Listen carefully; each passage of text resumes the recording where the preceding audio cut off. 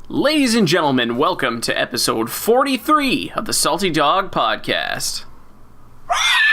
Let's get salty!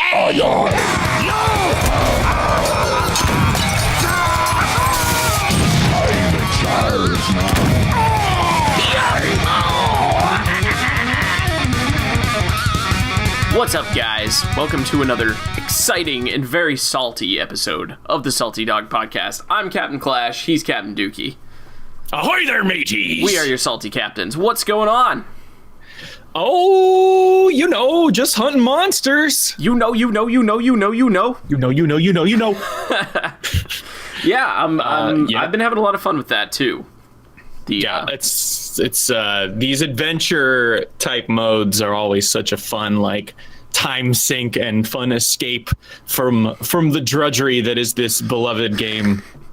Don't even pretend like you've actually played, like, one game of ladder. I have played 2-3 games of ladder. Whoa! I know. Dang. I do my quests, and sometimes I do them in ladder, and then I go back to Monster Hunt because I am a fan of PvE experiences. Yes. At my core. I know. I know you are.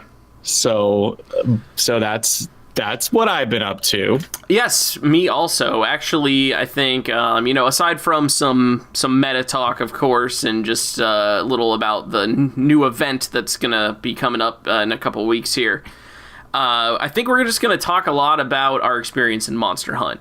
I think that's... Hell yeah. Yeah, it's kind of what we've both been sinking a lot of our time in Hearthstone this week into, and it's not really news, so we're just going to talk about it here in our first, little upfront, like, what's your week in Hearthstone been like? So, where are you at in Monster Hunt, like, as far as how many have you downed and stuff? So I've downed 3. I beat Tessa. Is that her name? Tess. I beat Tess pretty easily, and Master Shaw not quite as easily, but still without too much trouble. And then I kind of got stuck on Cannoneer Crowley. Oh, really? And Toki, and I was kind of flipping back between the two to like. I liked Toki in theory better because I thought the hero power was like super interesting, but in practice, like I know you've tried. Her deck is terrible, right? So I decided to focus on Crowley, the Cannoneer, and eventually today, actually, I pulled it off with him.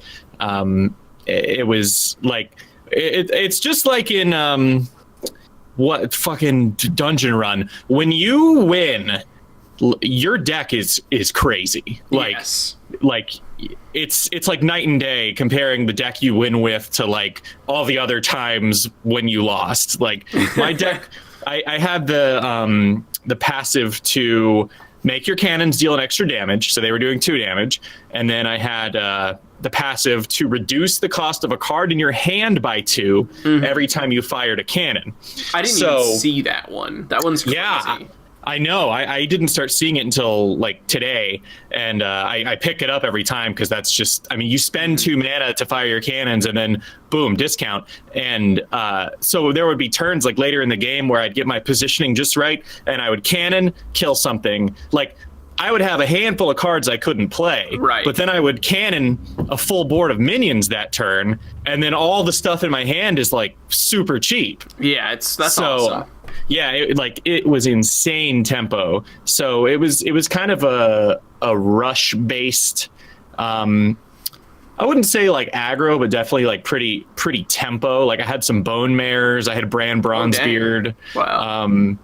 Yeah, it was like a very very tempo, just board crushing, very minion centric sort of deck, and it like you kind of just had to like hold out against what was his name, Godfrey. You kind of just have to like hold out against Godfrey and like just get his shit under control and just kind of win that attrition game. And then eventually like it's too much when you when you're discounting like all this stuff in your hand and just firing cannons over and over and over, and like you'll have that one big epic turn where you use extra powder and then your cannons are dealing 5. Cool, yeah. And it's just like go. And so yeah. And there's a lot of interesting builds that probably work with him. Like I didn't have Made It in the Lake, but that would have been crazy. There's a lot you can do with it, but for me the best build was extra damage on the cannons and reduced mana cost when you fire. Like if you don't get cannon synergy with him, you're not gonna win. Like and it's totally possible that will happen. Like I've had so many runs where I didn't get a single thing that like buffed my cannons, and I was like, right. what am I gonna do with this like bad mage hero power? Like this is lame. So well, I mean, yeah, I guess it's always better than the mage hero power, though, because you can position it in between 2 minions and it'll fork and deal its damage to both. So yeah. But yeah, I actually really like the Cannoneer. I actually beat the whole run my first time through with Cannoneer, like while I was still like learning how to use it and stuff. I honestly think that it has the potential to be the most broken. Like I didn't even get the one that where you shoot and it discounts the cards in your hand. I did get the one where it was more damage. Yeah. And there was like one other component of my cannon that was upgraded. Like I can't remember. I want to say it was like reduced cost to 1 to use it. Did you get the guy who? Well, there's a guy that summons a cannon, and then there's a guy that fires your cannon when he attacks. I got the firing guy. Yes, I never even good. saw a guy because that was my next question. I was like, there has to be a way to get a second cannon, I'm sure, but I never got access to it. So I went through the whole game with 1 cannon, and all the cards are like, fire your cannons, and I'm like, what am I doing wrong? I only have one. Like, all of them? Like what? All of them? All of them? So he's like, I think he's potentially the most fun, but he might be like the most like skill intensive because you really have to plan your turn out. Well, yeah, I mean, positioning is huge. So. Yeah, and then knowing you're going to fire the cannon, you know what's going to die, then you know what position they're going to be in. Yes. So you really have to like plan out your whole turn with him. Yeah. So he was a lot of definitely like he was a fun puzzle to solve. Mm-hmm. I mean, I feel that way generally speaking about all 4 of them in different ways. Like I was glad that it's kind of like a fun mini game for each individual class. Like none of them are particularly straightforward and just like easy to play. Definitely. Like you can do some crazy stuff with like discovering multiple copies of stuff like Sinister Strikes or whatever with Tess, and then I actually think probably even more so skill based than the Cannoneer is Toki, Time Tinkerer, because you have to figure out like did you get, like, do you want to risk getting better RNG, or is that RNG, like, good enough that you got that time? And, like, what sequence do you play your cards in, like, so that you can, get the best outcome and everything? I've been having a hard time with Toki, mainly because of, let me back up. I have beaten it with the Cannoneer and with the Houndmaster. And the Houndmaster I did twice to beat that one. I beat my first run through with the Cannoneer, and I got really close with Tess, and some dumb crap happened on like boss 7 or something. I can't even remember what it was, but I was so mad.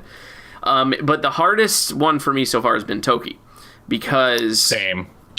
It's not even that like I think that she's weak or whatever, but I keep running into my number 5 boss is always. What is it called? Like Azalina Soul Thief? Yes. And I think she's what is number that 6. Deck? No, she's been number 5 for me. Really? Yeah. They can, like, I think it's just like Dungeon Run where they can pop up in different locations. Yeah. And like maybe my deck's just like she's like undercutting me before I get like the cards that I would need to stabilize against her, but like oh my god, it's like Baku Paladin like on steroids, as if it needed to be any stronger. Like 2 mana to make 3 wisps. Yeah. And I'm like, what? Like I'm sitting here and just like I can't even understand like how this is fair to begin with. And then I had one game where I actually managed to stabilize, and I had picked up the passive, the field medical kit or whatever, where like I get healed and all my shit gets healed every turn. And I was like basically like slowly outvaluing with that and like hanging on, and like finally my minions were surviving like past where they were being able to trade, and I had just stuck a buffed Flame Waker to the board, which was a 3/5, and they had there was like 3 power on her board. It was like 2 wisps and another like piece of crap, and I was like, finally, I'm stable. Like, there's no way you're gonna get out of control with all these cheap spells in my hand and this buff Flame Waker. I'm like, yes, I won. This is over. And I had yet, like, I'd fought her like 3 or 4 times at this point already, like with other heroes and with Toki herself. And I'm like, okay, so we're good. And I had never seen the stupid spell that lets you steal the crap, which Bad Cam just said something about it in chat. Actually, yes, the bitch who steals your shit. Yes. I was just like, yeah, what are you going to do about this? Because, you know, like, basically I had him in the position that you want to get, like, a paladin in, you know, where you finally, like, have their shit under control. I'm like, yeah, there's no coming back for you. And that's just like, boop, 2 wisps die. There goes my Flame Waker and my other buff minion. And I'm just like, I lost. I can't believe that her doing it to 2 wisps was enough. But I guess, like, if you were, like, totally out of shit at that point. Yeah, it was like a game of attrition up to that point. Dude, she did that shit to me with a full board of wisps, and I lost everything. Right. But I think that was during my cracked out Crowley run. Right. Where I was just like, I don't give a fuck. Extra power. Boom, boom, boom, boom. Yeah, it didn't matter. But not that was an easy match. But you know, you get. But yeah, no, she's awful. Like, just the fact, and she can do it all in one turn. She can. Like, you can have her wisps totally under control, and she can just summon like a full board of them and use that spell, and it's just like, goodbye everything you love. Yeah, it's honestly like I haven't felt like any particular fights were unfair. Like like I always complained about, I called her Flummox bitch back in Dungeon Run days, because it said a random enemy, like steal a random enemy minion, but I swear to God, it was steal the one that you want. Because every single time, you remember, you were watching me when I had that board full of just like pissant minions, like dudes and just like really just low cost, like doesn't matter at all crap, and I had a big buffed to hell Linessa. That's right. And I'm like, all right, well, there's gonna be a Flummox this turn, but it's so low a chance that it's gonna steal it, and boom, just takes my Linessa. Yep. And I'm getting that feeling of unfairness from Azalina. Like, I didn't even get it from, like, Glinda Crowskin. Like, I beat her. It was a tough fight, but I never felt like it was unfair. And that was, like, the final boss, you know? And, just, like, a matchup against Azalina, I'm like, you have infinite value. It's insane. Oh, yeah. It's like, I'm always torn with her, like, do I try to keep the board under control, or do I just go for it? Because she, at the end of the day, she's always going to outvalue you. She doesn't. I'll tell you one weakness is she doesn't play incredibly intelligently. Right, it's like bad AI. Yeah. Yeah, like she'll drop like 6 wisps and then a knife juggler, and I'm just like, good thing you're stupid, because that would have been bad. So yeah, but I agree. Like, as far as like what's the most fresh in my mind as being very frustrating, it's definitely Azalina. Yeah, she's just like, she just always has something like, oh, I got under control, and then she's like 7 wisps, and then you're like, oh god, I can't do anything to this board this turn. I hope that's not a competitive spirit, and then and you're just like, fuck. Yeah, but it's so. Yeah. Yeah, I agreed. mean, yeah, she's a bitch. The nature of how those dungeon run type like games are always going to go, though, it just comes so down to what you're offered up to that point. Because like with Toki, you can get offered like with like board wipes and stuff, you know, but like you could also not. You could like have this like real, you know, high RNG thing, because they really try to push that on Toki because it synergizes with their hero power, even though it's not actually increasing your odds to get anything good. It's just giving you another shot at it.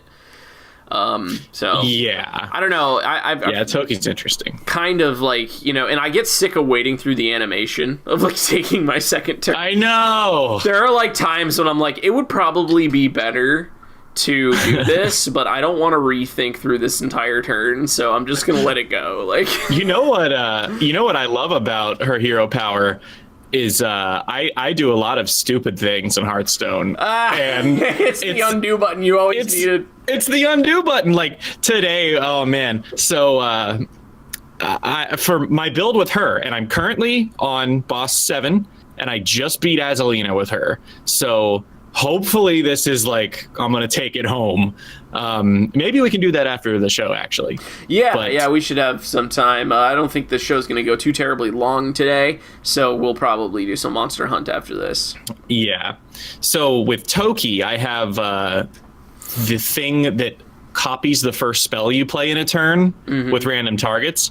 But I mean, you can really abuse that. Like I'll do Unstable Portal, and if I don't like the minions, then I'll reverse time and do it again, and I get 2 minions that are discounted, or I'll do it with Primordial Glyph, and it's like kind of the same thing. Yep. Get 2 copies of it. I can double Blizzard, which is insane. I also picked up the like Midnight Clock or whatever. It's destroy a random enemy minion for 2 mana, and it's got Echo. So that's a good one. And I have a ton of secrets. I think I have 3 or 4 mad scientists. Okay. Like, and then and I also have 3 or 4 of the 4 mana 2/2 that lets you discover a secret and put it into play. Oh, so you got a lot of secret action going. Yeah, on. so a lot of secret action, just kind of keeping my ass alive with her. It just goes to show you that things can get so different just based off of what random buckets of cards you're offered, because I've never even been offered any secret synergy with Toki. Like, I didn't even know she got any. You know what I mean? Because like everything I'm getting is like random spells and like big spells and stuff. Actually, the one where I got undercut by Azalina too early, I had an insane deck where I got the scepter, the summoning scepter that makes minions that cost more than 5 cost 5 or whatever. Yeah. And then I had 4 arcane giants in the deck, which work just like they do in Wild with Naga Sea Witch, where they become 5 mana and then get further discounted by every spell you play. So like I'd like portal on 2 and like have and like do another spell and then have a giant on 4. You know what I mean? And then like another giant. Like Azalina doesn't give a shit about that, right? Because she just goes around it. So she can just take them. But take them and stuff. But the way that I beat I think it was Glinda with Houndmaster ended up being really funny. Have you played Glinda yet? I beat it with Houndmaster. I can't remember that fight. Right. Is it always consistently the same thing? Like, yeah, it's the same because it's like a story boss. Right. So they each have, like, it's always Lord Godfrey with Crowley. Okay. Yeah, she has the cards that are 6/3s that draw a card and shuffle themselves back into her deck. She's got 2 copies of those, and then she's got 2 copies. That's right. Yeah. Then she's got 2 copies of a spell that transforms one of your minions into one of those and takes control of it. That's right. That's right. So she ends up with a total of 4 in the deck as like an automatic like fatigue, you know, kind of thing. Yeah. But what I ended up actually doing, just because I knew I would never be able to actually clear the board and deal her damage just the way that my deck was or whatever, I got in this really strange position where I kept being able to clear the board and that's it. But I kept leaving alive Cult Masters, because she was not murdering the Cult Masters on my minions. She was keeping them alive. So I was forcing her to draw 2 cards for every minion that died. I did the same thing. Yeah. I burned one of the cards that shuffles itself back in, which helped a lot. One of them, she couldn't draw it, and it burned. That helped a lot. And I was just sitting there waiting as I got deeper and deeper into my deck to draw the card that I got from one of the bosses that reduces all enemy minions attack to 1 and then takes control of them. I did the same thing. But I didn't draw it, dude. I didn't draw it. I was in the bot. I had 4 cards left in my deck, and I hadn't drawn it. And I was like, this is my win condition. Why can't I draw this card and I win? Yeah. And so what ended up actually happening was bad AI. Because I actually eventually ended up, I think she traded off her own Cult Master, and then for 2 turns in a row, instead of playing one of the 6/3s that made her immune and would shuffle back in, she played spells and died from fatigue. And like, wow. We're talking serious fatigue. She took 18 points and then 19 and died. Oh. That's how deep into fatigue I got her. It was so funny. Yeah, I also killed her with fatigue with Shaw, and I was also abusing Cult Master to make her draw multiple cards a turn and then have to take fatigue damage. And I also stole one of the dudes, and so he was in my deck. Yeah. So that was pretty cool. Yeah. So yeah, that maybe that's the way it has to happen. I don't know, but I was getting so mad because I was like, all I need to do is draw that spell, steal all of her copies of that card, and then there's no more fatigue protection, and I'm fine. But I just never drew the card, but actually managed to pull out the win anyway, so that was cool. Yeah. Bad AI, though. I kind of almost felt like I stole it, but I deserved it. Whatever. What was the final fight with Tess? You know, that was the first one I did, and I'm actually looking it up right now. I don't think I got to it. Yeah, I died on the Bog Shaper on 7 because oh, you haven't fought Tess. No, you haven't gotten to the boss, Tess. Like the final boss, of Tess. No, I haven't, because I was doing really well with Tess. I was 1 turn away from lethal because I had the dude who's like more insane spell power than Malagos. Like, you charge him up, like every time you play a spell, you get +3 more spell damage. Yeah. And I kept it. There was really good damaging spells in the pool, like Sinister Strike and Dark Bomb, and I was just like nuking the face on boss number 7, whatever it was. And he plays a Sylvanas that was gotten off of a Shallow Gravedigger. So that was tilting in and of itself. And I was like, okay, there's not enough power on board for him to to kill Sylvanas, because I didn't want to take the chance of losing my spell power guy.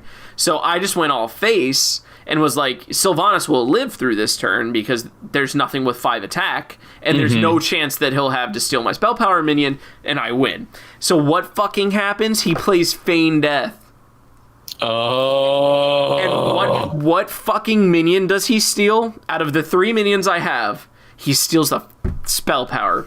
Motherfucker. Jesus. I know. I was so mad, dude. And I lost. Yeah.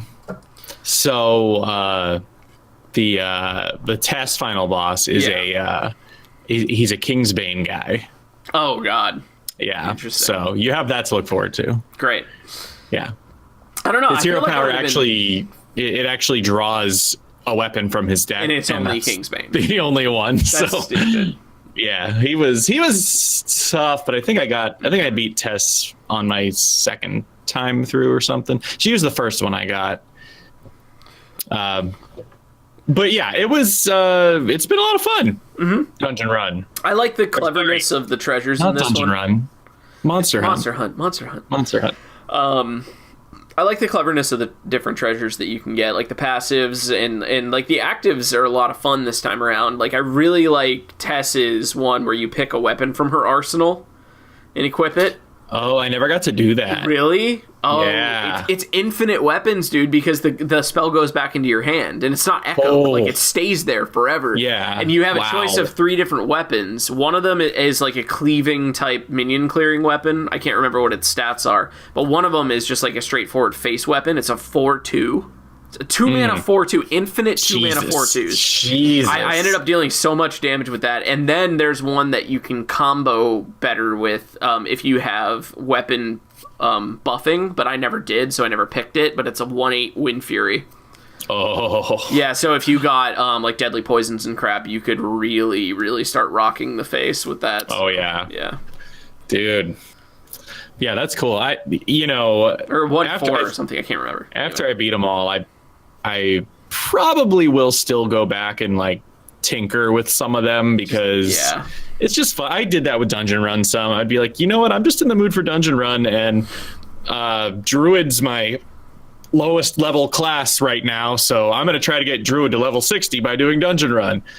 This will only take a year because you get no XP, but right. Yeah, I'll probably go back and revisit Monster Hunt even when I'm done. But I'm excited to see like the final Toki fight and obviously the Hagatha fight.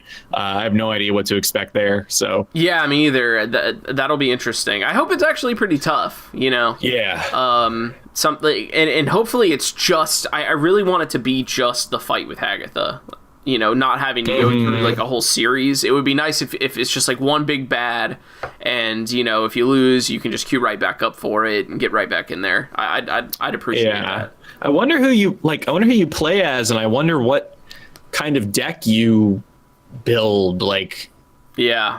I don't know. I mean, we could know by now, you know, just looking it up or whatever. Yeah. But I want to save it. That's why we don't know. We're both kind of people like I want to experience it myself for the first time, you know. Oh, for sure. Up, so like, no matter how stuck I get on any of these, I'm not going to look up like a guide. Yeah, exactly. Like, you know, like, you know, that's how we did. That's how we always did the heroic bosses. God, you remember when we were grinding the adventure heroics for like months? Dude, yes. Like now they always talk about the replayability of their new style of single player content with that they implement with expansions instead of adventures, but it's nothing compared to the replayability of the old adventures, unfortunately.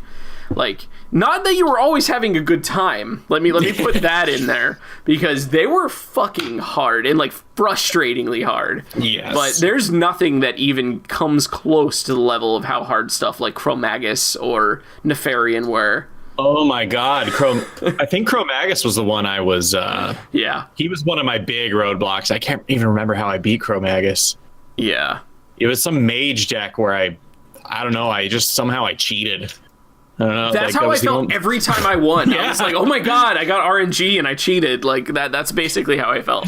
Kel'Thuzad was hands down, like he may not have been the most challenging, but I feel like he was the most memorable, because he had the banter, and like he did that shit where he's just like, no, it's my turn now. That was, dude, don't even talk to me about that, because I can't fucking stand that. What he would do, for people who never got to do the old Naxxramas adventure raid thing, is when you were finally fighting on... The game was super easy to just play through to get the cards, like just on normal mode or whatever, but then you could play back through it on what they called heroic for a card back and just for the challenge of it. And when you played Kel'Thuzad... on the heroic mode, like just aside from the fact that his deck is absolutely bonkers and like completely implausible, like just the power level of it. Yeah. It was random, so you couldn't plan on it. He would end your turn in the middle of it. He would reach the fuck over and hit the end turn button, like while you're trying to think. Yep. And like, and that's it. Your turn is over. Yeah, it's my turn now. It's like he had that banter. Like he had a unique dialogue with every single class's like intro saying. And my favorite was Valera's, because she's like, "Watch your back," and he goes, "Okay, I will." Yeah, he's like super sarcastic and just like fucking like like a selfish brat is how he came across. Like every time you, like when you got him low, he'd like start complaining, kind of like we do, you know, like and you know, he would like end your turn. It's like imagine playing a game of Hearthstone against like Donald Trump. This is basically what you were trying to do. And, oh my God. Good times. But we were talking about Monster Hunt, though. So. Right.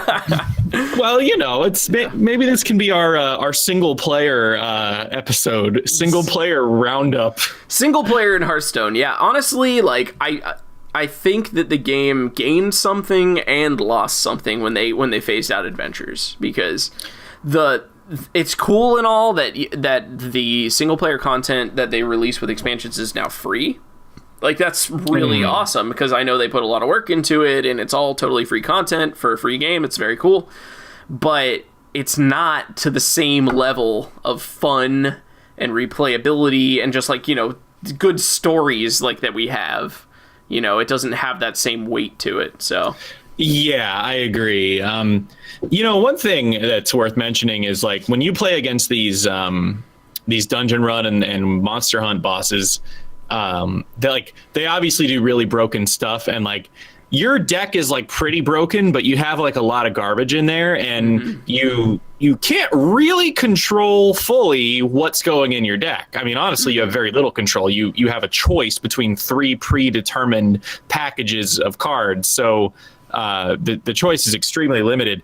And what was so bonkers about those adventure heroic bosses was you would go in, you would see their deck, what they do, and then you could build any deck you wanted out of any cards you had. You had complete freedom to make whatever you could make to specifically counter that motherfucker. But it's a freedom and a restriction at the same time, though, when you compare it directly to Dungeon Run and Monster Hunt, because you get overpowered shit to deal back to the enemy. The way that you used to have to do it in Adventures is you had to do it within the confines of a regular game of Hearthstone. Like that's why it was cool. Yeah, you had to use a deck that you could fight against another player. You know, like you didn't have these cards that stole your opponent's entire board, or you know, silenced their minion and summoned a 10/10 version of it, and you know, you didn't have any of that. Like you just went in there with your good old. Like, you know, you had to build it specifically to beat them, don't get me wrong. It was like be the weirdest deck, and you would never play it against anyone else because, you know, it's just specifically targeting certain mechanics, but it was cool. But, you know, at the same time, also, that even in and of itself was more restricting because you needed to have a big card pool to participate in the adventures. Because if you didn't, then you might not have, like, the correct cards that would allow you to get an edge. You know what I mean? Like Alex Straza was insane against half the bosses until they figured out they needed to start giving half the bosses health as armor. Yeah, because back then it was just like they'd give the enemy like 60 health, and you'd be like, yeah, I'll just deal you 45 damage. With Alex Straza. With Alex Straza, yeah. And I didn't have her through like most of my adventure, heroic adventure clearing career. But I guess a lot of people got that experience out of Lich King because because that was free, right? Yes. Yeah. So he was he was like a heroic level boss. It was only him that was like ultra hard. Right. But you had to fight him with all 9 classes. Yes. And you got to build your deck however you want, and then when you realized Murlocs were overpowered, then that was weird. that really upset me kind of when it was like, oh yeah, all you got to do to beat Lich King is just play Murlocs. So that was kind of like, what? Yeah, it definitely kind of took away from it. But anyway, single player content is fun. It is, and it's a good component. But I know as soon as I beat Hagatha, I probably won't go back. I know you were saying that you might, but I rarely go back once I like achieve the thing that can be achieved, you know. So well, there are certain things like I even kind of want to go back to Dungeon Run because of you can't assemble the Sword of Quel'Dalar, and I want to see if I can get it. Like, I don't know what 2 like blade shards or whatever. Does that do something? Apparently it does. So. Yeah, like I want to see what that does. Yeah. So you know, it's in little things like you were saying. Like Tess has like a Arsenal card, and I never got that, and that sounds fun. Like that sounds like something I'd want to try, or like beat them in a different way. Like I really wanted to do Quest Mage as Toki because it fits her theme of I just never feel like they give you enough. You need so much random spell generation to make that work, you know. Yeah, I tried it a lot, and this current run I'm on where I'm on like boss 7, I don't have it, so well, we'll see. But yeah, I don't know. It is they claim it's like, okay, it's got replayability, and it's like, well, sure, like you can do the same thing over and over again, like no one's stopping you. But and it's challenging, so it might take you a while to clear it. But once you do clear it, it's like, well, I mean, how replayable is it? Yeah, Like, I've how already satisfying is it? I've already seen like a ton of people who have like the reward card back and stuff, so I know that's happening. But it's cool. It's nice that it's out. Yeah, definitely. I'm trying to look sideways at Roaming Otaku's message here because it's a spoiler about Quel'Dalar, and I want to delete it. Wait, where are you seeing this? In the chat? In the chat. My chat must not be updating because it is empty for me. I don't know how to delete comments. I just won't look. Why you no work, chat? Anyway. Yeah, mine did something. Anyway, this is a podcast. So what's chat? What's chat? Where are we? Monster Hunt. Yeah, I guess that's about all there is to say. Yeah, I guess I don't really have anything else to say about it other than I'm just still really mad about what happened to my amazing Tess deck that I was totally destroying people with. You must get vengeance. You must get vengeance. But I'm already in another test run, and I just don't like my deck as much. You know what I mean? Because I didn't get the same stuff. I was like, I wanted that stuff that I had. Yeah, I know. I hate that when you have a deck you really like, and then you don't win with it. And it's like, man, now I gotta hope I get that good stuff again. Yeah. But yeah. Anyway. Yeah, that's basically, I mean, I've been doing some ladder. I got kind of discouraged because the deck that I chose to play, like usual, fell a bazillion slots down in power level or whatever based on other matchups. The control mage thing. Right. I could feel the shift when it happened too. Like, I didn't even look at a list or anything, like a new meta list. I was just like, I'm not winning anymore, and it's really bad. Like I don't even have a chance. Like, something's changed. You know what I mean? Yeah. So I could actually kind of feel that shift in the meta, and then I sure enough, like when I got around to it, I went and looked, and it went from slot 1 in tier 2 to like several slots down in tier 3, and I'm just like, wow. Yeah, it's bad. But anyway, so we are going to talk a little bit about just like the meta shift that has occurred, even if it's kind of a slight one, because the top dogs are still the top dogs. And also we are getting a new event coming around, the Noble Garden event, which is like the Easter thing. So let's talk about that stuff in our news segment. All right. What's happening? Gadgets and Gazette always gets the scoop.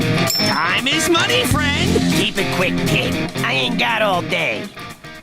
So basically, the Noble Garden event, it feels kind of weird, we're always talking about this. It's like, well, Easter was like a month ago now, but this is the Easter event, because they follow the Warcraft calendar of, holidays and stuff, which I used to think that Warcraft synced up with like real holidays, but that's what I was gonna say. I thought Noble. I thought they all synced right up. I don't know what's gotten into them, man. They just don't know what to do. We got this April Halloween expansion in Hearthstone. Yeah, it's like, it's are weird. You guys aware of like the Earth calendar? Like, have you heard of it before?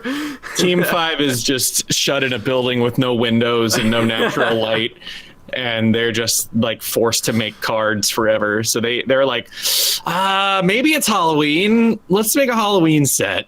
It's like, it's like May, June, July, like the spooky months, where everything's dark and evil. That's what I think of when I think of spring and summer. Yeah, it is a horrible, horrible, evil time. But yeah, so Noble Garden is coming around, and there's going to be a special tavern brawl for it. I think this starts, by the way, in 6 days. It was when the event goes live. So yeah, it's log always, in. Wednesday, yeah. Yeah, so log in, and you'll get a free golden egg napper and devilsaur egg. That you can disenchant. Presumably because they have egg in the name. I would have to imagine that's and that's then why. There will be an egg dying tavern brawl where you will have eggs die. Yeah. No. Yeah. No, like literally, I think they made like I was reading a little bit about it, and your deck will have these cards that literally dye the egg colors, and somehow the victory will lie within that mechanic. Okay, well, sounds wow. So, if you didn't get enough Easter on Easter, dude, I can't honestly. How does one get enough Easter?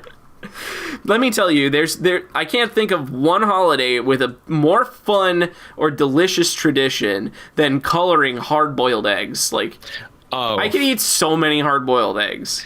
I just I drink some vegetable oil, so my throat's nice and greased up, and I just swallow them whole. Just like, right down the what hatch. I'm thinking of is Gaston right now. Yeah. From I eat 10 dozen eggs every morning to help me get large. This is the musical edition of the Salty Dog Podcast. This is the single player musical edition of the Salty Dog Podcast. All right, so Noble Garden, check it out. It's going to be awesome, I guess. So anyway, looking at the meta, last couple shows, of course, things have been getting shaken out. The set hasn't been out that much, and we've been saying a lot of, try anything. Everything's viable. Well, that time period's already coming somewhat to a close here. The meta is definitely stabilizing, and none of it is surprising at this point. Basically, as the meta is, settling, Paladin Warlock are just way out ahead as far as win rates, deck power levels, matchups, and the representation on ladder. It's almost 18% of all ladders made up of paladins at this point. It's crazy. Yep. And then right behind that, unsurprisingly, is Warlock at 17.7% of all ladder. Most of that focused into Cube Warlock, just a little bit of Control and Zoo. Mainly because Cube Warlock is an insanely powerful deck with a lot of good matchups and can even win its unfavorable matchups if it gets insane, synergies early on. Yeah. So none of that is surprising at all. Nope. It's pretty unfortunate surprised. that the classes that were way out ahead before what is this expansion? The Witchwood came out. Are also still the best classes and the most played classes.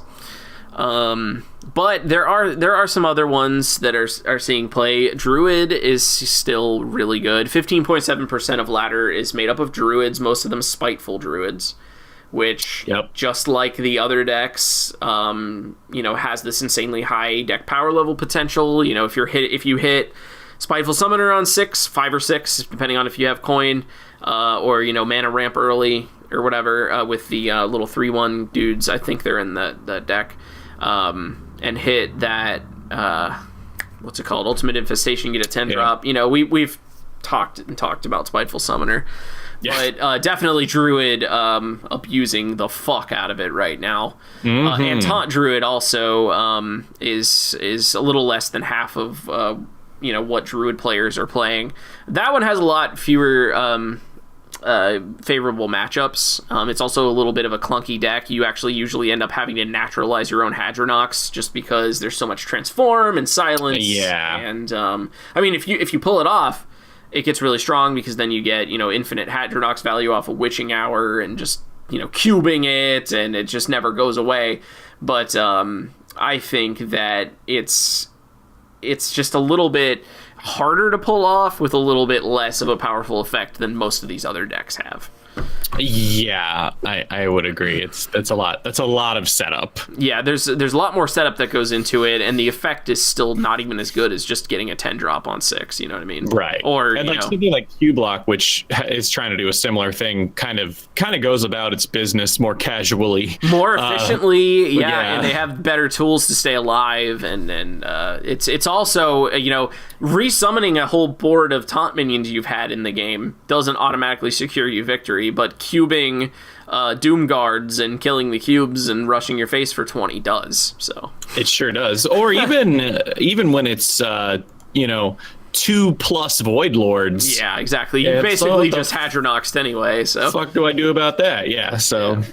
But pulling up behind Druid is Rogue. Rogues do it from behind. 13.2% of ladder is made up of rogues. And Odd Rogue is the most played out of that. There are a lot of different rogue archetypes right now. Odd Rogue is a lot of fun. I played some of that myself. I like getting the 2/2 dagger. It's pretty fun with the 3-mana 4/4 because you can always attack. That thing's really awesome. The hench clan clogger. Yeah. But I think right now there's a really good opportunity for playing some Quest Rogue because I have seen how efficient Quest Rogue is really at completing the quest these days, and they have really good matchups against control decks, and like we're going to talk about in a second, Control Priest is a little bit on the rise right now. Cube Warlock and Control Warlocks also have a hard time with Quest Rogue, so I might actually even mess around with it myself, but I'm a little worried just about the dominance of Paladin on ladder, and just feeling like I'll just lose to that over and over. Yeah, that feeling when you get what you asked for. Yeah. Here I am, like, oh no, everyone hates Paladin again. Again.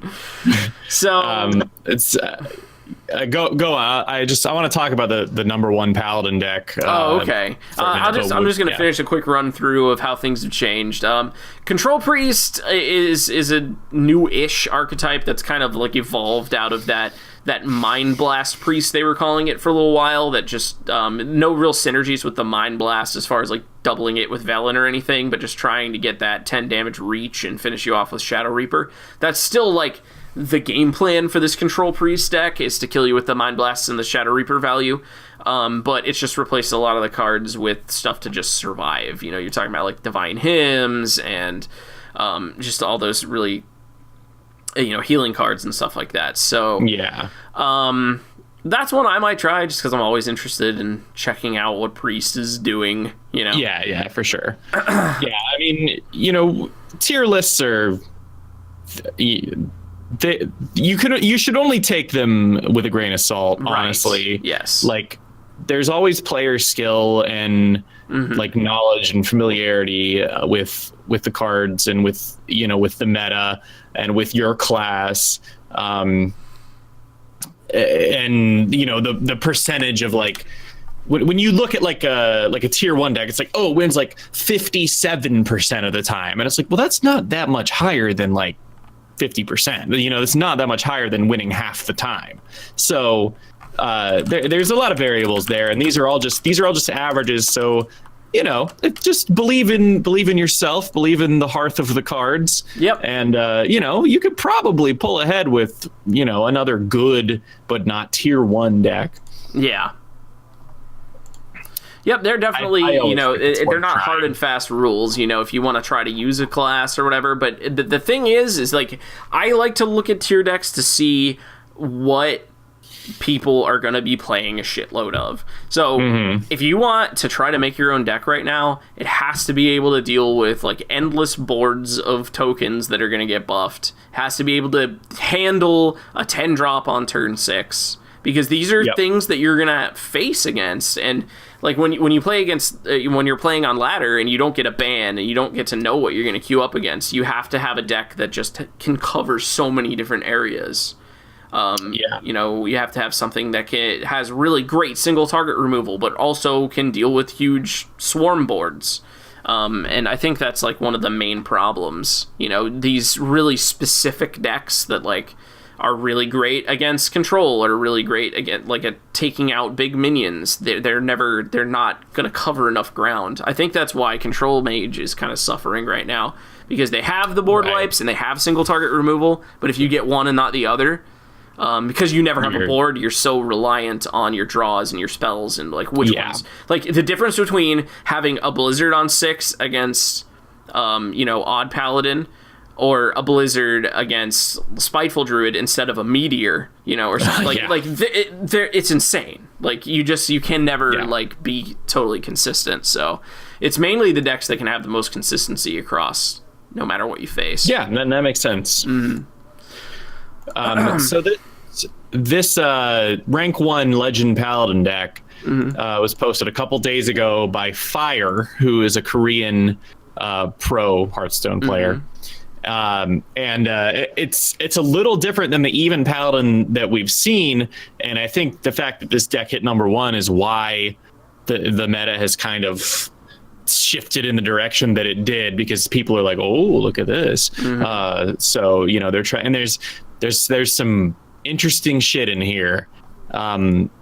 First of all, there's one copy of a lot of stuff, and that is, aside from legendaries, that's not something you see in Hearthstone a lot. Like you've got one copy of Dry Gulch Jailer, one copy of Star Knight Chain Gang, one copy of Avenging Wrath, and also Dino Size.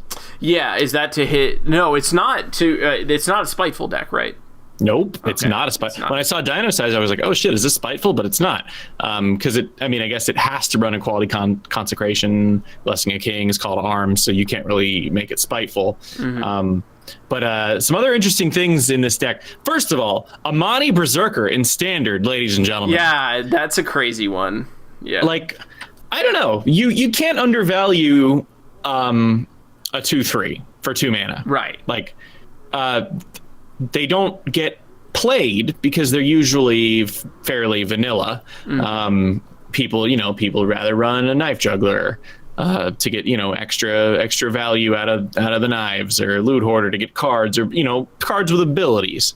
But Amani Berserker is an on curve, fully statted motherfucker, and he's got a little bonus ability. Yep. So if you're restricted to only running 2 drops as the bottom of your curve, Amani Berserker, I guess it's a pretty attractive option. Using Call to Arms and pulling him out, there's no one sad about that. Yep.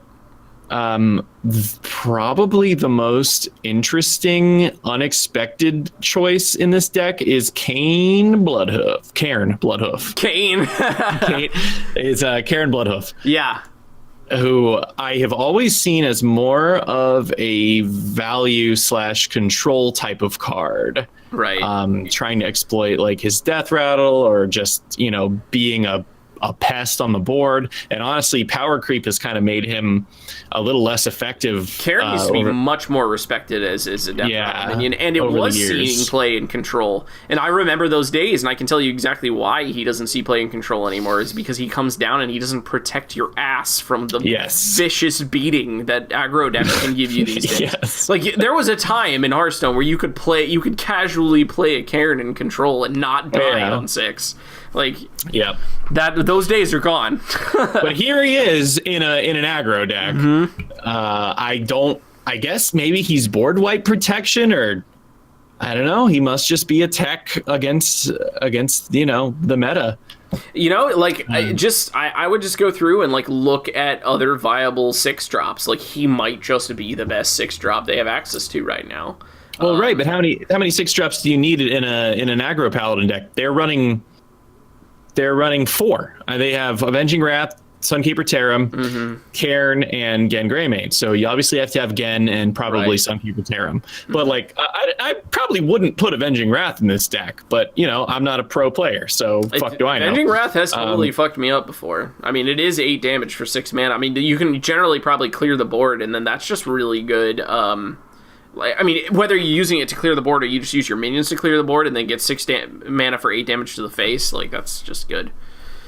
Yeah. So I guess it all has its uses. It's so weird when you see the brainchild of someone that really knows what the fuck they're doing, and you look at it and you're like, I don't quite understand, and it just shows you how much you don't know, Yes. Yeah, no, I feel the same way. Yeah, it's like sometimes you see a card and you're like, why this card? Why do you need this one? Why one Dry Gulch Jailer? Why one Serenite Chain Gang? Yeah. It's Lich King's in this deck. I don't know if I would put Lich King in an aggro even paladin deck. Good thing about even paladin, this is just a little tangent, is you're not running Divine Favor, so you're not super obligated to keep your curve down. which is something I've always noticed with Paladin decks I've built that run Divine Favor is like Leroy's got to top your curve, and still half the time you're sitting there with a Leroy and 2 kings in your hand, and you're like, I can't fucking Divine Favor. So that is one upside to not being able to use Divine Favor, is you can bump your mana curve up a bit. But anyway, I just thought this deck was interesting. Yeah. No, a lot of the decks have, especially the ones that are using the even or odd restrictions, they are using cards that are just totally out of, like some time period when you would just never think that they would be in standard, Yeah.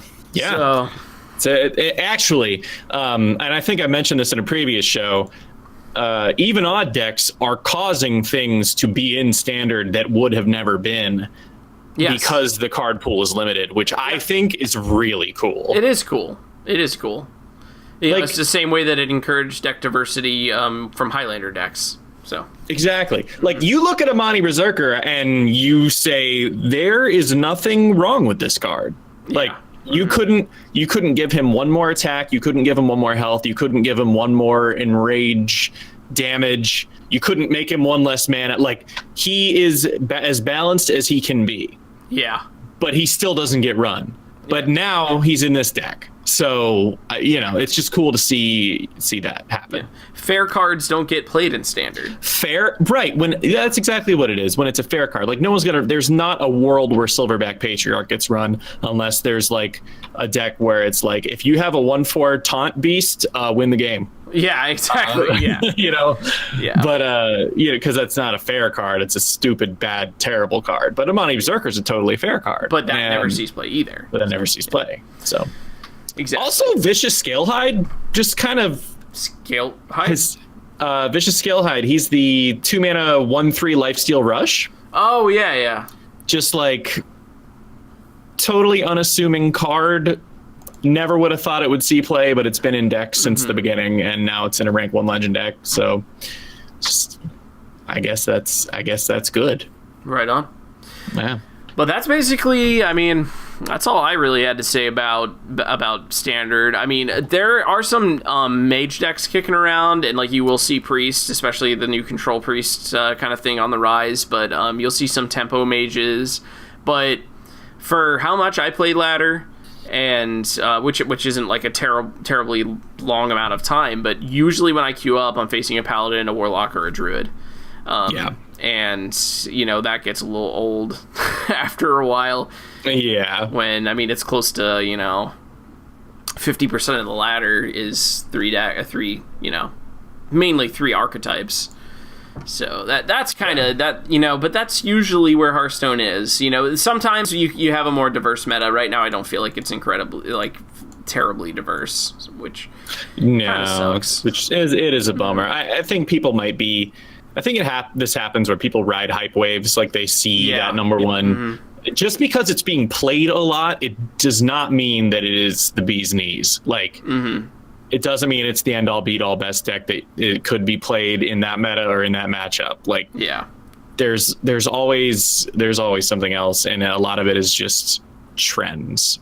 Yep. And you see the meta shift a lot, so you got to take it with a grain of salt. Yep, absolutely. Or like a ton of salt, like we do. Just an ocean, a literal ocean of salt that we sail across. Mm-hmm. Before we get into our card creation challenge, which I think is next. Yes, it will be next. We have just a teeny tiny bit of Q&A. Okay. Cool. Dougie Fresh asks, will we have time to play against you guys? This maybe, because we might do Monster Hunt. Yeah, we are going to do some viewer games after. Yeah, but we were kind of preliminarily talking about doing some Monster Hunt action, but we'll discuss that when we get to that point. Yeah. Then from Aoricos, he asks if you could do a parody of a show or movie or game in Hearthstone, what would it be? And I guess that would be like. Maybe like an expansion in Hearthstone that would or be even based just like on a card or something, or a card game, or that's.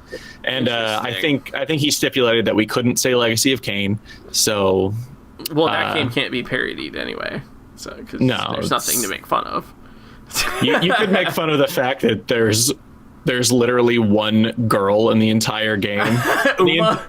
Across 5 games, there's one female character, and she crosses Cain once, and he's like, okay, I'm killing you. Oh my god, that's true. You're right. Anyway, though, that's a really tough question. Like, especially, like, not only do you have to think of what to parody, but also how it would fit into the game of Hearthstone. Do you have an answer for this one? Well, my answer when someone asked what would you like to play a card game of was I'd like a World of Nintendo. Nintendo card game. So yeah, sort of card game. But maybe if it was just an expansion or just a parody. I think if you made an expansion that was parodying the current state of YouTube in 2018, I think that would be really funny. I did make a Jake Paul card a long time ago for the Creation Challenge, if you remember. I don't remember that. It was the card that summoned boys. Oh, I do remember that. And he was a fuckboy. Yeah. Yep. And yeah, so I was hating on Jake Paul before it was super cool. But the current state of YouTube. That's a good one. Yeah. That's a good one. I don't know. I'd have to say maybe the current state of American and world politics would be great. Oof. Yeah, that would be good. I listen to too many like political podcasts and shit, and it's just so outlandish, all the things that you hear and just like what news has become, and it's a clown fiesta in and of its own right, and it parodies itself. So it is a parody of itself. Our last question is from Kayoya. He said, yes, how hot do I set my oven for my question to be burning? This should be really easy for you to figure out. Really obvious. Like, what other setting is there for an oven when you need to blaze something? Yeah, it's obviously 420. That's how you do it.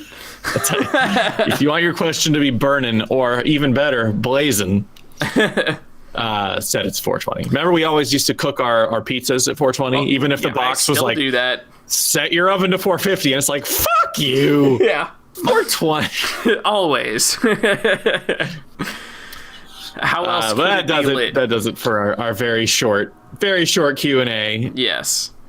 So, yeah, that does bring us up to the card submission challenge, which is a part of our show that we do every week where we give you guys a prompt to create a Hearthstone card of, specific specifications, whether it be, make a weapon or make a minion that costs 6 mana or something. And Dookie gave us last week's, which do you want to remind us what that was? Yeah, I did another annoying one, which is probably why we only got 5 submissions. It was design a hero or boss for Monster Hunt, complete with hero power and up to 2 cards and or treasures to supplement them. So we got some good submissions. We just didn't get many submissions. Yes, yeah. This time we usually will pick 6 to highlight. This time we only got 5, so everybody who sent in default got in there, but they are all really cool submissions. And for those listeners that are not on Twitch or that don't catch us live or don't follow us on Twitter, just listen to the show. This is a call to arms, if you will. Get on that shit. Follow us on Twitter at Salty Dog Podcast. If you don't want to do that, you can email us at saltydogpodcast@gmail.com. Email us your card creation submissions. We would, even if you're not here with us live when we go over them, we would still love to see some new creations from people. So yeah, we love our dedicated card creators. We always get some good content from you guys, but it would be awesome if we could get some diversification. So yeah, let your friends know. Send in some cards. Tell your friends. So I think we're ready to go ahead and see what we got this week. Yep, let's do it. Let's do it. Prepare yourself for the ultimate test. All right. Up first from Roaming Otaku, we have, I like that you did the same thing that I did, and you picked a card, like, to go along with the theme of Monster Hunt, because, you know, all the bad guys are cards, and all the heroes are cards, too. You know, like the Houndmaster is Houndmaster Shaw, which is a hunter card. You made Kingsguard, which is an image of the Glass Knight from Paladin. The hero power for Kingsguard is called Guardian, which says give a friendly minion taunt and divine shield, which is an incredible ability. Pretty lit. Also, I'm not sure. I guess this would have to be a card that you would draw. I'm not really sure how this would function, because you either have an active hero power or a passive one, but this is a passive card called Holiness. Well, it's a treasure. Oh, okay, so this is... Oh, I see. Yeah. That's right. I wasn't thinking about treasures. So you could pick this pass, up after you beat one of the bosses if it was offered as a treasure. Holiness, passive. Whenever your hero is healed, your minions gain divine shield. So that goes right along with the Glass Knight's ability. And then the card example here is called Blessed Flail, which is a 4-mana 3/3 with lifesteal, so you get that built-in heal there. And it also damages the minions next to what it targets, so that ends up being 9 heal. And some serious removal. I think that the weapon, I mean, you know, for Monster Hunt, maybe it's not OP, like maybe that's another treasure. I think that would... That's the great thing about this. Yeah, I mean, technically any custom card you make for this is going to be a treasure. Right. But that's the cool thing about this challenge is you can't really say any of this is OP because... Yeah, because it's just like, well, I don't know. I didn't balance Monster Hunt, so... Yeah, exactly. Yeah. So it's really just all just in good fun. Yep. But I like the flavor of this a lot. Makes sense for a flail with many spiky balls on it to hit many targets. Yep. And then it all fits in really well with Glass Knight's the cards theme. It's very, very paladin-y. I dig it. I would like to play as this guy. Yeah, or, I think it would actually be really fun. I would hate to play against this guy. Yeah, that too. He might be a boss. I don't know. I guess we didn't really get a distinction on whether it was hero or boss, but all right, up next we have from Rensand Winslow Tobtalk, and the hero power is Card Trickery, which is 2 mana, draw a card and shuffle a random card from your hand back into your deck. So it's kind of like a modified version of Life Tap, where you don't take the damage, but you got to put something back. And then the example of a card that you could get is Witchwood Trickster, which is a 5-mana 4/6 battle cry. Each player shuffles their hand into their deck and draws that many cards. So kind of just like this whole swap your hand around continuously thing. Well, Winslow Tobtalk is already a boss. Oh, is he? Yeah, his hero power makes both players shuffle their hands into their deck and then draw that many cards, and he runs things like Daring Reporter, so that when he does that, oh my god, it gets humongous. Well, I'd never actually even seen him, so I didn't know that. I guess this is like a reimagining of that then. Or maybe it's someone else, Tobtalk. So maybe this is his brother. But it's still is fitting that theme of each player shovel their hand in their deck and draw the many cards. Yeah, it still kind of fits that theme. Kind of maybe this is him as a playable hero. Yeah. So I don't know what you intended, but good job. It's cool. All right. Up next from Aorcos, we have Cain. He figured out that we love Blood Omen and Soul Reaver. Oh, he figured it out. I don't know how. He must have dug deep for that information. But this one is like crazy strong. So Cain has 80 life and is the most badass vampire that ever was, and also the strongest vampire that ever was, which is... Those are both true things. Yeah, So you have 80 life, and then on top of it, you also have the passive Blood Omen, which says you have 5 attack, which I guess that just means you can constantly attack every turn, like without a weapon. And you also have lifesteal, and all your minions have lifesteal. So... Okay. That's a good one. Then Vampire Knight is a 3-mana 3/4 vampire that can't be destroyed by minion damage. So with the passive with lifesteal, you could just have infinite trading. Uh-huh. And then the Soul Reaver is a 5-mana 3/10 Death Rattle. Summon all minions destroyed by this weapon. So it's like a mega Frostmourne. Right. But actually, Summon no, all it's probably 10 not. It's probably not as good as Frostmourne because you can break Frostmourne quicker.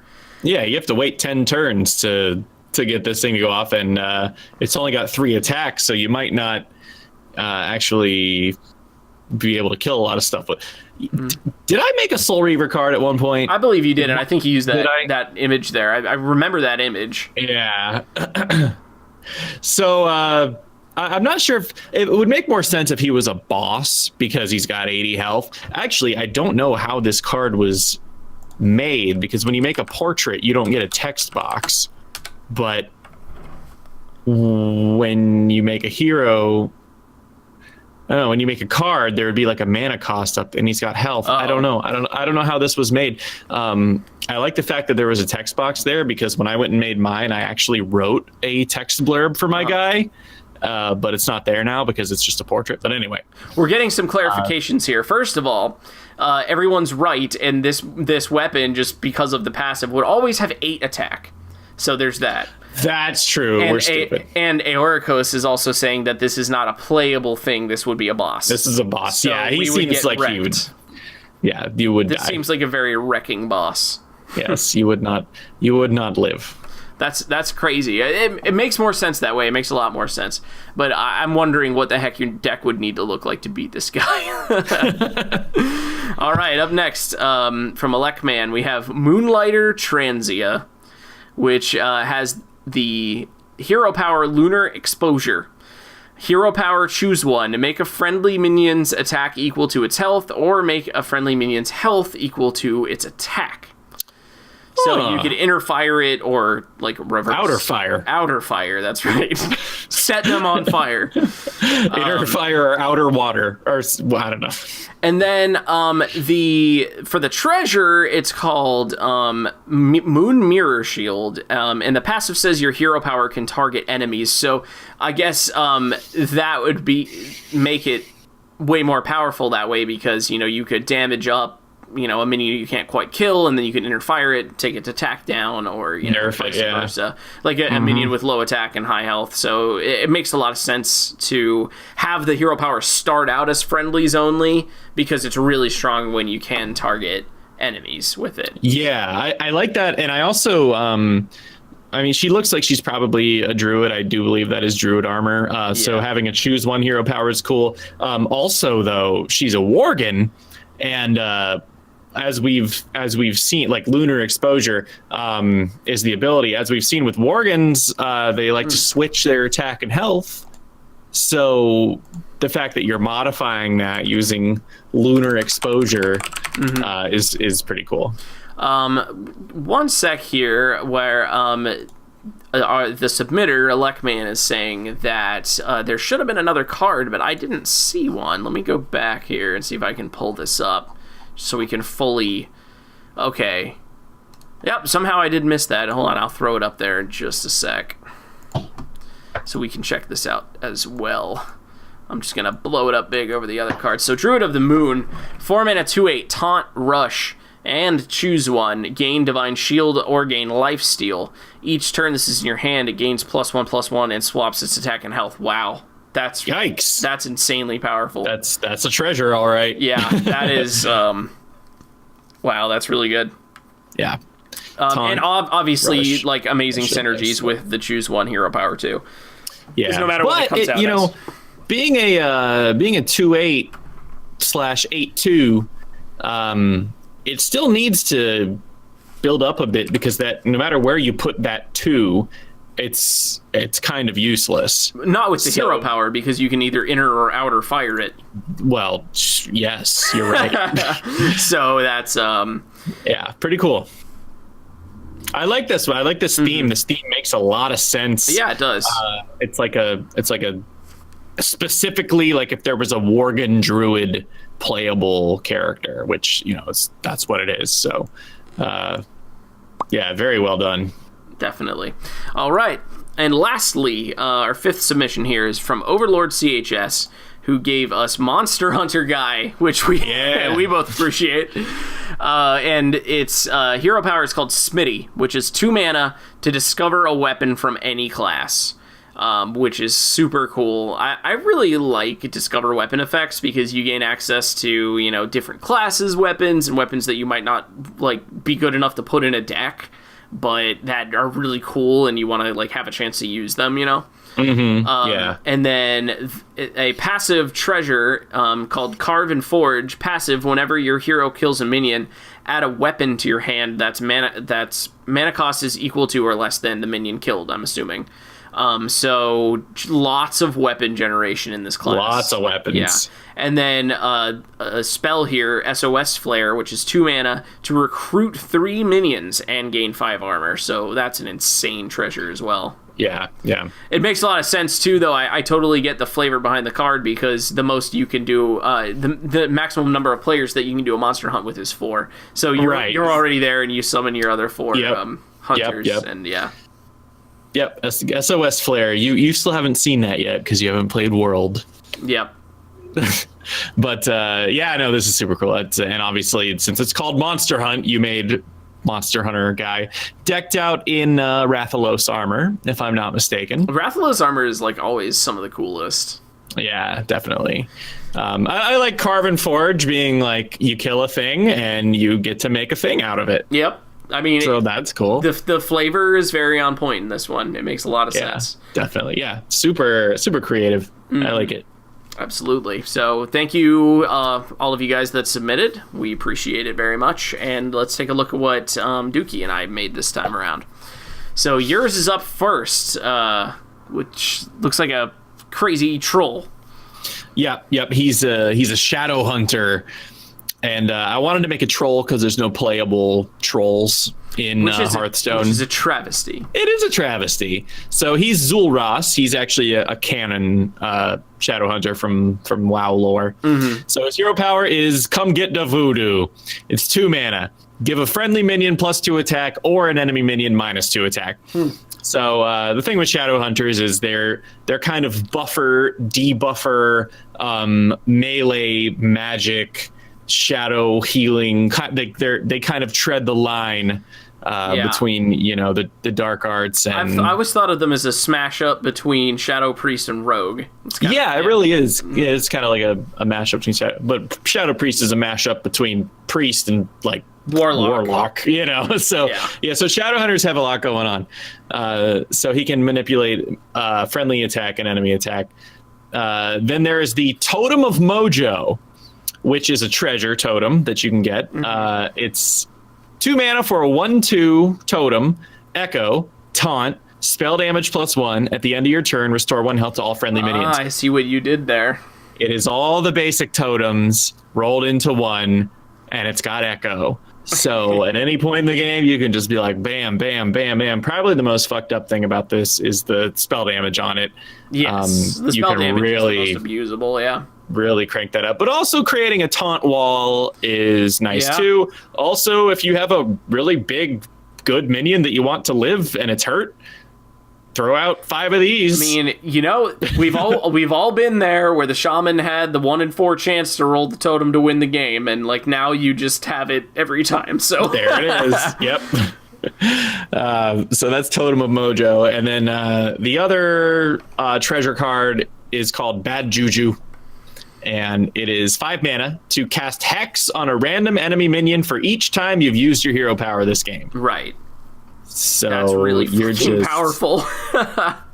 And also this is the Shadow Hunter custom card frame from Hearth Cards. It's not Warlock, even though it's purple.